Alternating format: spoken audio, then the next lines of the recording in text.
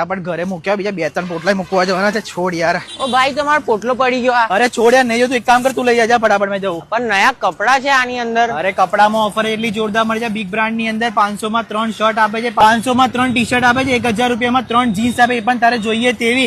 એટલું ને નાના છોકરામાં પણ કલેક્શન અવેલેબલ છે. સાચી વાત છે. હા, તાર લેવાના છે. હા. હા તો જા યાર ફટાફટ. એ પોટલું તો હાલતો જા પણ લાય.